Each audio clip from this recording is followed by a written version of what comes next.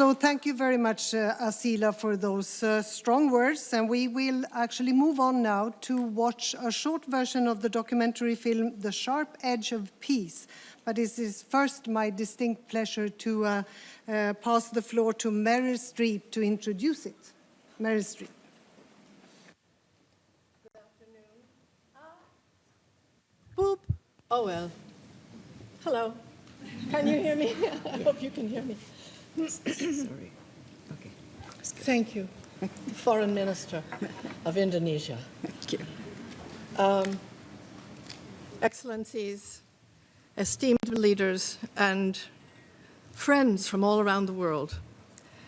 And I want to give heartfelt greetings, especially to our sisters in Afghanistan, and all of those who have had to leave their country.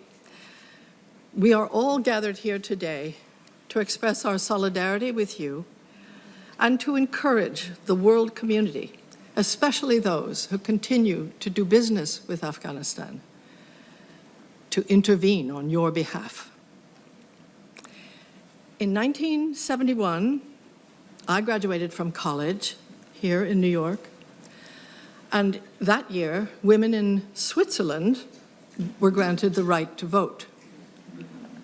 Women in Afghanistan, of course, had enjoyed that right already for half a century.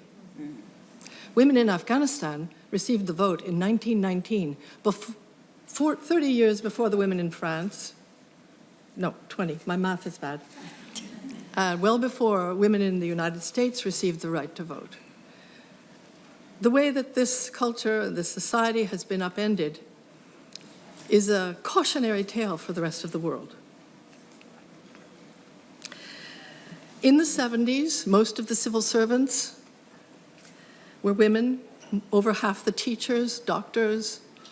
There were women jurists, lawyers, in every profession. And then the world upended. And today, in Kabul, a female cat has more freedoms than a woman. A cat may go sit on her front stoop and feel the sun on her face. She may chase a squirrel into the park. A squirrel has more rights than a girl in Afghanistan today because the public parks have been closed to women and girls by the Taliban. A bird may sing in Kabul, but a girl may not, and a woman may not in public. This is extraordinary. This is a suppression of the natural law. This is odd.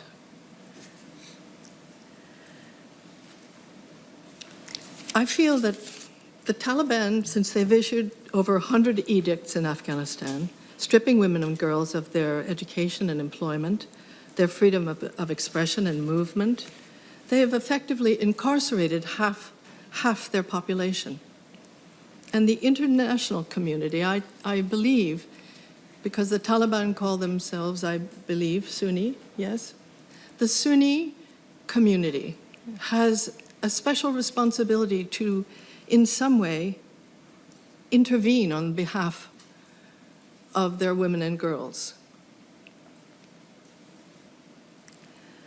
I feel that the international community as a whole, if they came together, could effect change in Afghanistan and stop the slow suffocation of an entire, half the population who are incarcerated. We're about to watch a very short version of a documentary film called The Sharp Edge of Peace.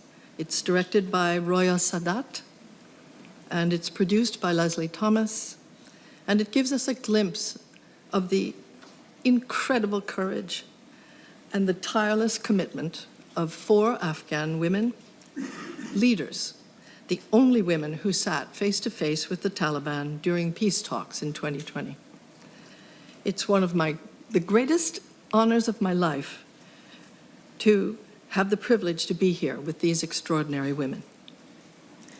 They encourage us and they remind us that a distorted fundamentalist fear of the future can upend a civilization from the inside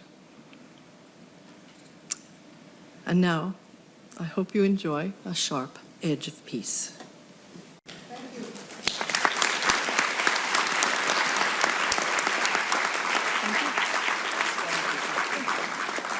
So thank you. We will watch the movie, and we will actually move just so we are able to see. So we'll move to the sides.